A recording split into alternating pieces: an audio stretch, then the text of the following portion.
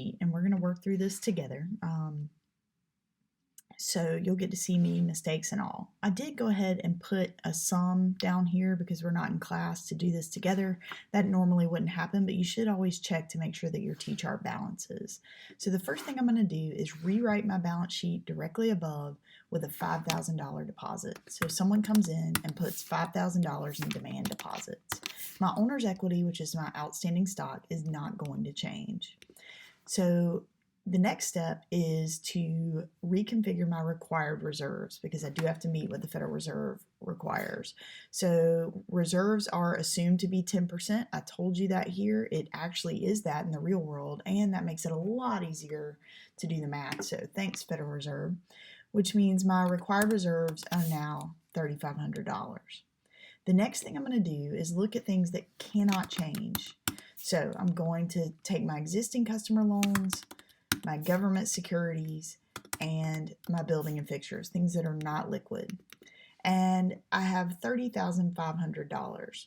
So finally, my last change is going to be to adjust my excess reserves to reflect the additional deposit. And I will change that to $9,500. So I put $5,000 in my balance sheet, and that was split between an addition to my required reserves, which was 10%, and the remaining 90% going to add to my excess reserves. Now let's step down to problem 2. So if we change the reserve ratio to 20%, that does not change my demand deposits, and it does not change my owner's equity. However, my required reserves will double, and my excess reserves, of course, are going to change as a result. I can't do that math easily in my head, so I'm going to write all this out and see what remains. So I'm going to need $5,500 of excess reserves. And that's how you solve that one. All right, so the next step is to rewrite this balance with a $2,000 customer loan. So here I'm going to take my demand deposits. I can't change that. I'm going to take my owner's equity.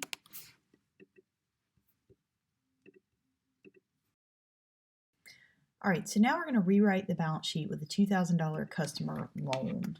So my demand deposits won't change, my owner's equity won't change, but what we're going to do here with the bank is move some money around. So we can't change required reserves, which are still at 20% because I haven't told you otherwise, but we can change excess reserves. We're going to take $2,000 of that excess reserves and move it out to a customer loan.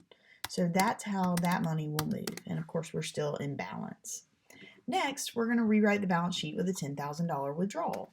So we'll take $10,000 out here and can't change owner's equity. You can see that I've already prepared for that with a loan for another bank. Typically, you wouldn't write this in on a balance sheet. What you would do is just describe it in words. They would say, what could the bank do if they came over? And you could say they would get a loan from another bank or the Fed. But to continue with our left-hand side, on the assets, we've got a 20% reserve ratio.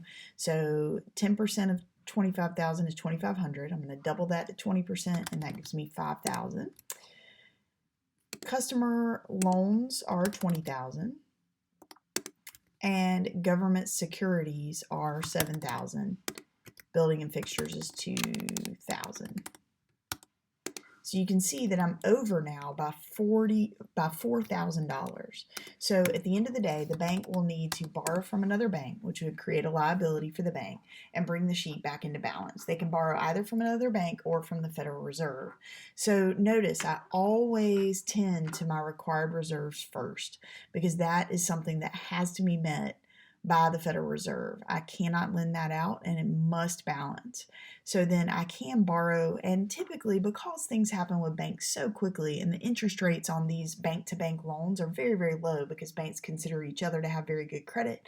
Interest rates on loans from the Federal Reserve, they're known as the discount rate, are also extremely low. Banks don't have a problem taking these loans out, and they really are a part of daily bank practice. Tomorrow, someone may come in and deposit $100,000, and they'll be right back within balance. So if a bank runs a shortage overnight, that's not seen as a particular problem for a bank at all. And sometimes banks may buy some securities and make a little money and run those shortages and borrow the overnight rate as a way to make a little bit of money. So again, this is part of daily banking practice and not to be a concern. However, the Fed does monitor borrowing from the Federal Reserve, and we'll talk about that in more depth when we go into our Federal Reserve unit.